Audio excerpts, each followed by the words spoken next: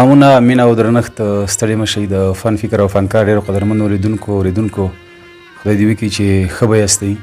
دلته په سوات کې غلي پرویز شاهین بابا سره د دوی دیرې ته راغلی یم، د دوی کور ته راغلی یم، د دوی په ژوند به او د دوی په کار به دوی سره یو څو خبرې کوو. بابا ستړي مه شئ. السلام علیکم. خیر علي، هر کله راشي. بابا دا راته ووایي چې پښتونخوا کې په دې کوز چم کې خو به مو لکه کار به مو کړی، زیار به مو ویستی، ځکه چې تاسو مونږ په میډیا باندې ګورو، تاسو کار کړی دی، تاسو کتابونه لیکلي دي، افغانستان ته مو سفر کړی دی چې لنډو کې راته ووایي. ډېرې ورځې تللی یم، بیا مې کېږي د اوسنو طالبانو حکومت چې راغلی نو بیا نه یم تللی او ډېر وړې مې کېږي چې په دې دور کې لاړې، خو داسې لږ کمزوری یم، دا خپې مې لږې ښې شي. بل ډاکټر اجازت نه راکوي، نو که خدای عمر راکو ورسره روغه سټه راکړه زمونږ د نیکانې وطن دی، ولې به نه زر به کتابونه. بل دا لکه څنګه چې د یو پاړو لاړې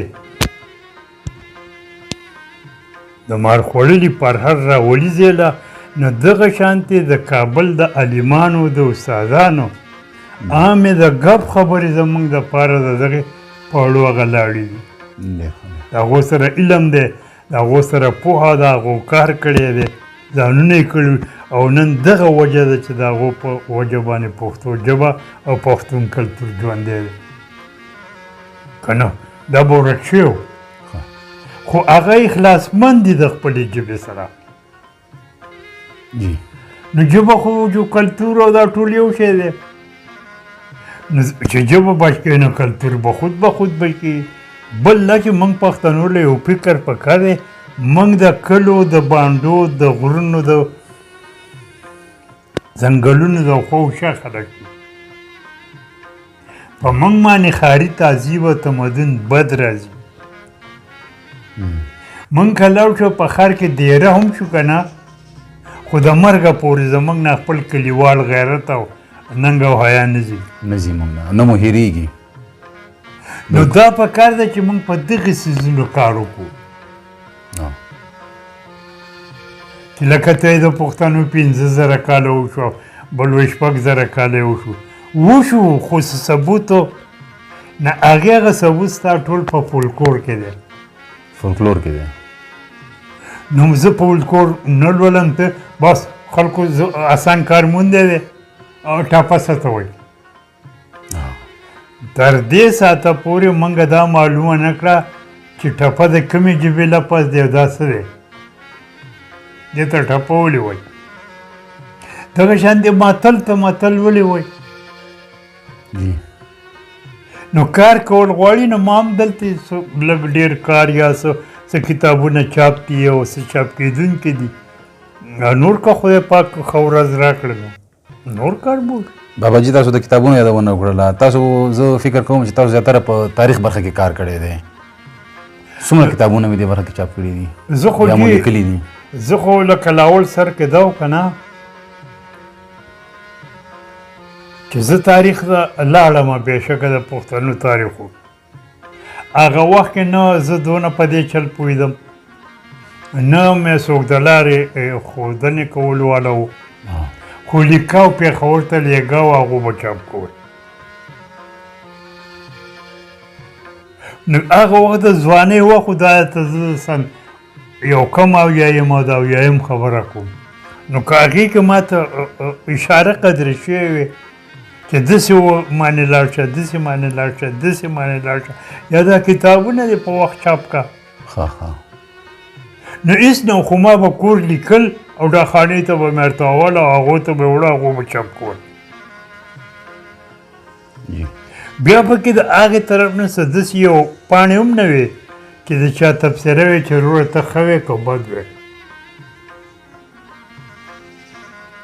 نو پخپله زموږ دغه تاریخ نه به افسانه جوړېده چې خلک یې خوښوي او ماته شاباشي راکوي. نو بیا د هغې سره زما ژبو ته فکر شو.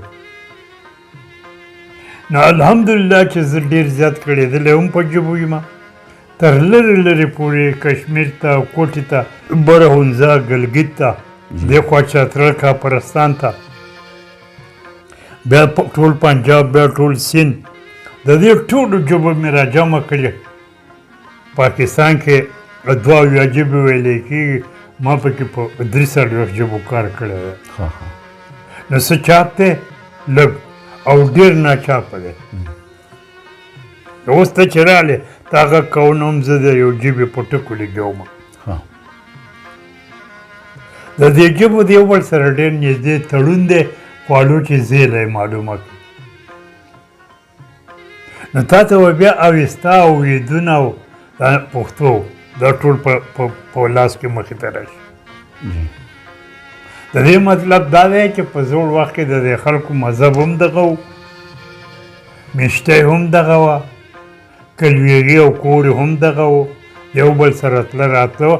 ځکه دا ژبې یو بل ته ډېرې نږدې دي. دا خو بیا چې لاړو لرې لرې، لکه وید ته لاړ شو هندوستان ته او اوستا ته لاړ ایران ته، موږ بې علمه پاتې شو. نو دا بیا د نوې جغرافیه او نوې ماحول په وجه په دې کې ګډون راغی، زموږ دې کې رانغی. ولې یو خو موږ بې تعلیمه وو، دویم دا له موږ د بل قام سره ګډون رانغی. نو زموږ ژبه پوهان دا لیکلي ثبوت پروت دی چې د دنیا په زړو ژوندو ژبو کې یوه پښتو ده. بلکل. شاهین بابا بس یو وروستۍ پوښتنه دا کومه چې تاسو د افغانستان ذکر وکړو او زمونږ د برې پښتونخوا افغانان یا پښتانه په دې خوشحالېږي چې یاره د کوزې پښتونخوا یو پښتون لیکوال یا یو شاعر یا مورخ چې هلته راغلی دی، نو هلته په کومو سیمو ګرځېدلی دی. اوس وخت کې بغداد دانش صاحب راغلي وو، منیر بونیري دي راغلي وو، دغه د ننګرهار د نارنج ګل مشاعرې ته خلکو هلته ډېر ښه استقبال وکړ. اوسه پورې د هغوی هغه قدرداني یادونه کېږي. نو تاسو د افغانستان کومو ځایونو ته راغلي؟ زه ډېرو ته حاجي تللی یم. زه یو سرکاري طور به ورته ووایو او بس دغه نومونه واله بس بیا یا د ملګرو طرفه که نه، نو د سید جمال الدین افغاني کانفرنس ته یې غوښتی وم. ډېر زیات یو خو واورې وې او یخنۍ وطن دی د واورو. بیا د دې نه مخکې زه ځان له تللی وم، یو ملګری لیدلی، خو لکه له ما غټ غرض د دې کوزې پښتونخوا په جغرافیه کې د بره چې زه د جغرافیه وګورم، زه دې کې آثار وینم، زه په دې کې میشته قبیلې او خیلونه وګورم. نو بیا لکه دغه پخوا کې بغلان او پغمان او که نه پکتیا نوم مې اورېدلی و او بیا وایي چې یونیورسټي پکې جوړه کړه که نه. داسې دې طرف ته لکه د جلال آباد سره بیا زیات نږدې، ځکه هغې کې مې لږ ډېر کار کړی و، ډېر خو نه خو لږ و. لغمان سوه، نو الیشنګ او الینګار، دا دوه لکه خوړونه یا سیندونه دي پکې، خو خلک یې ډېر عزتمن خلک دی، ډېر مین خلک دی. خپله ژبه په شاهي ویله، خو کومه مینه او کومه لوستل او کوم معلومات چې ورسره د پښتو د پښتنو هغه ننني دودونه، خو لکه زما په نیز باندې دا ژبه هندوستان ته تلله